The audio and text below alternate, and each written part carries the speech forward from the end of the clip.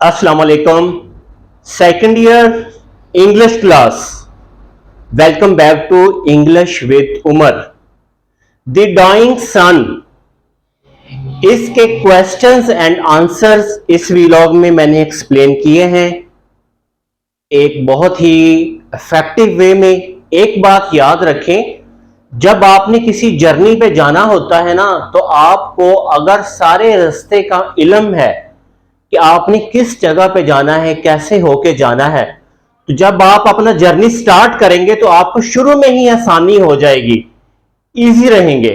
लेकिन अगर आप सोचेंगे कि मैं वहां जाके पूछ लूंगा, कोई बात नहीं, उसी जगह पे जाना है, तो शुरू से ही आपका जो सफर है वो आरामदेह नहीं होगा। इस वीलॉग को आपने बहुत गौर से देखना है, समझना है। जो भी क्वेश्चन आपके माइंड में आए, चाहे 40 क्वेश्चंस आपके माइंड में आए, आपने मुझसे बिला झिझक पूछ लेने हैं, लेकिन अपने कॉन्सेप्ट्स को क्लियर रखना है। मैंने ये वीलॉग तैयार करते वक्त इस बात का ख्याल रखा है कि जो मेरे स्टूडेंट्स हैं वो डिफरेंट नेचर के हैं, उनकी तबीयत मुख्तलिफ है।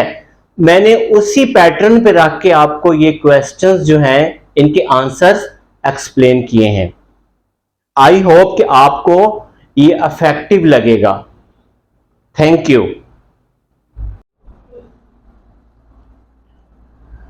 The dying sun, answer the questions. Question 1, how is it that a star seldom finds another star near it? ये कैसे मुमकिन है कि एक सितारा कभी कभार ही किसी दूसरे सितारे को अपने करीब पाता है?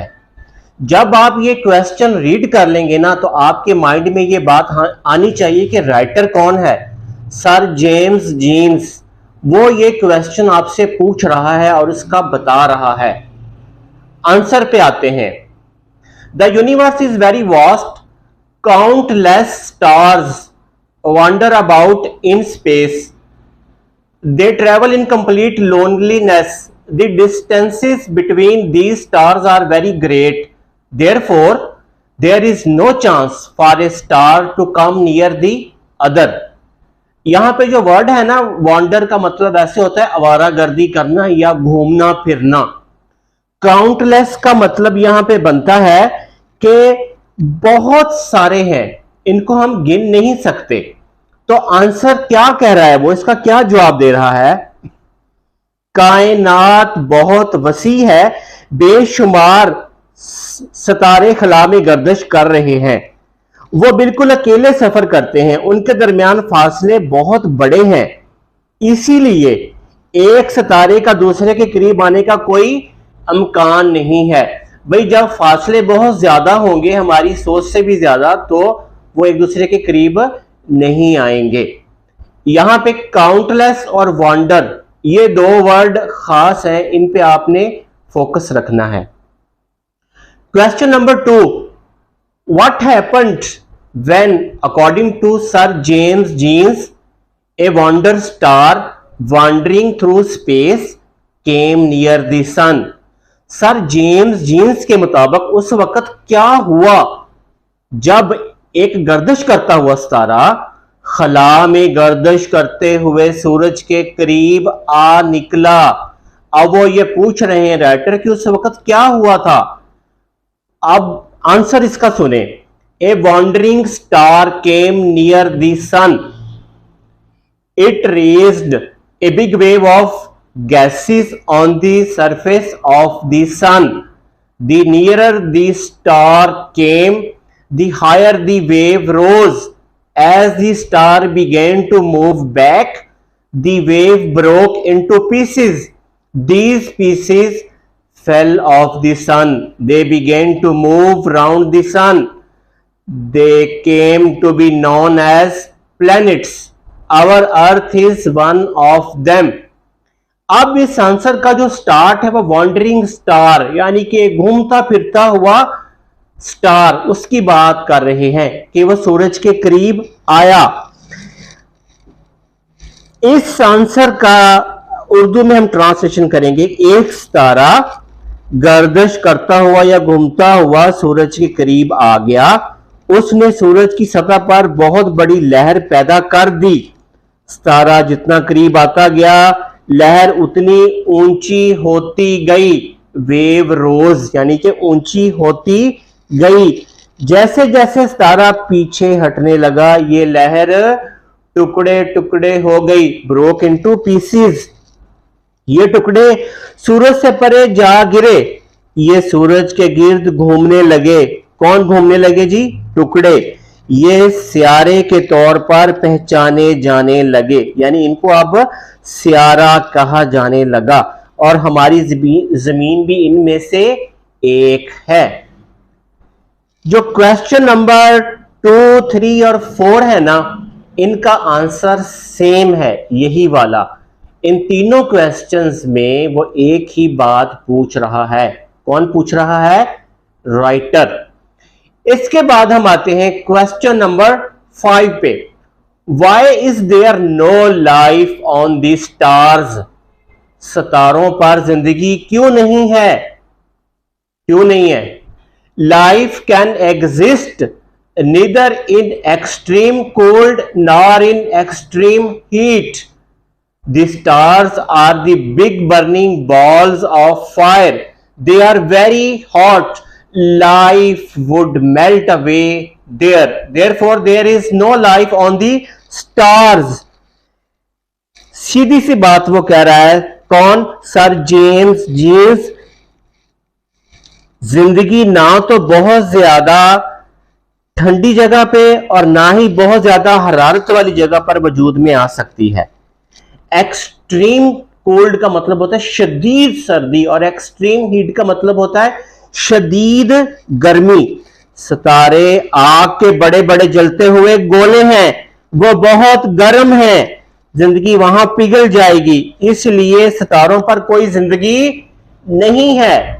मेल्ट अवे का मतलब होता है जब कोई चीज पिघल जाती है, वहां पे पिघल जाएगी। जैसे आइसक्रीम जो होती है गर्मी से पिघल जाती है। तो ये आंसर भी क्लियर हो गया। इसके बाद चलते हैं क्वेश्चन नंबर 6 पे। Right A note on the beginning of life on the earth. जमीन पर जिंदगी की जब इब्तिदा हुई थी उस पर एक नोट लिखें। No one knows how, when and why life came into existence. Sir James Jeans says that somehow a simple living organism came into existence, then it developed into a certain form. Finally, it changed into human beings. In this way, life began on earth. क्या कह रहे हैं वो? कोई नहीं जानता कि जिंदगी कैसे, कब और क्यों। How, when and why यानी कि कैसे, कब और क्यों वजूद में आई। सर जेम्स जीन्स कहते हैं कि किसी तरह एक अदना जिंदा जरसूमा वजूद में आ गया। अदना होता है एक सिंपल सादा कोई भी जिंदा जरसूमा या सेल वजूद में आ गया, फिर ये एक खास शक्ल में बड़ा होता गया या बढ़ता गया, आखिरकार इससे इंसान वजूद में आए। इस तरह से जमीन पर जिंदगी की इब्तिदा हुई। यहां पे जो कीवर्ड्स है ना स्टूडेंट्स, वो है हाउ, व्हेन, व्हाई। यह अपने याद रखने। और ए सिंपल लिविंग ऑर्गेनिज्म, एक सादा जिंदा जरसूमा। एग्जिस्टेंस, एग्जिस्टेंस आ गया, वजूद में आ गया। इसके बाद हम चलते हैं question number 7। Why is the universe of which our earth is a part so frightening? Give as many reasons as you can. कायनात जिसका एक हिस्सा हमारी जमीन भी है, इतनी डरावनी क्यों है? आप इतनी वजूहात बयान करें जितनी आप कर सकते हैं। अच्छा, एक बात याद रखनी है, इस चैप्टर के जब आपने क्वेश्चंस के आंसर देने हैं तो जो राइटर बात कर रहा है ना, उसी के अंदर रहकर बात करें, क्योंकि ये अनसीन नहीं है, ये आपके सिलेबस से खास बुक पैटर्न में से दिए गए हैं, इसलिए इसमें आपने अपनी एक्स्ट्रा थ्योरी ऐड नहीं करनी। The universe is frightening to us because of its wide distances and long stretches of time. We feel lonely on our little earth because there are no signs of life elsewhere in the universe. भाई इसकी मिसाल है कि बहुत बड़ा जंगल है घना, उसमें आप अकेले फिर रहे हैं और पता भी है कि टाइम का भी कोई पता नहीं है, लंबा टाइम है, कितनी देर तक है, कुछ भी नहीं है, तो आपको वो फ्रैटरिंग लगेगा ना, खौफ ज़्यादा लगेगा। अब इस आंसर का मीनिंग क्या है, जो क्या कह रहा है, कायनात अपने वसी और अरीज फासलों की वसतों की वजह से, यानी कि इसके फासले बहुत ज़्यादा हैं और टाइम भी इसका बहुत ज़्यादा है, इसकी वजह से हमें डरावनी लगती है। हमें अपनी छोटी सी ज़मीन पर अकेले होने का एहसास होता है क्योंकि कायनात में किसी भी दूसरी जगह जिंदगी की कोई अलामत मौजूद नहीं है। हमारी ज़मीन के अलावा और कहीं भी अभी तक जिंदगी की अलामत वजूद में नहीं आई। Question number 8, what in your opinion, आपकी राय में, should be the condition necessary for the kind of life we know to exist on other heavenly bodies? Do such conditions generally exist? आपकी राय में इस जिंदगी को जिसे हम जानते हैं दूसरे अजरामे फल्की पर वजूद में आने के लिए, यानी कि दूसरी जगहों पर, दूसरे सियारों पर वजूद में आने के लिए कौन से हालात जरूरी हैं? क्या ऐसे हालात मौजूद हैं? Certain suitable conditions are necessary for life to exist. Balance temperature is the most important of them. Then air and water are also necessary for life.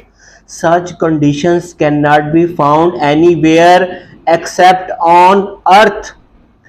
इसका मतलब क्या है? जिंदगी के वजूद में आने के लिए चंद मुनासिब चीजें, मुनासिब हालात बहुत जरूरी हैं। उनमें सबसे अहम है बैलेंस टेम्परेचर, एक बैलेंस दर्जा हरारत के, शदीद सर्दी भी ना हो जाए, शदीद गर्मी भी ना हो जाए। फिर हवा और पानी भी चाहिए और हवा ऑक्सीजन भी चाहिए आपको। फिर हवा और पानी भी जिंदगी के लिए जरूरी हैं। ऐसे हालात सवाए जमीन के कहीं भी नहीं पाए जाते। इस आंसर में जो कीवर्ड्स हैं वो हैं balance temperature, air and water, necessary for life. तो स्टूडेंट्स, इस चैप्टर के मैंने सारे क्वेश्चंस को एक्सप्लेन कर दिया है, उनके आंसर्स बता दिए हैं। आपके माइंड में कोई भी क्वेश्चन हो आप मुझसे कमेंट बॉक्स में या फेसबुक का लिंक दिया हुआ उस पर पूछ सकते हैं। मिलते हैं नेक्स्ट व्लॉग में। Thank you.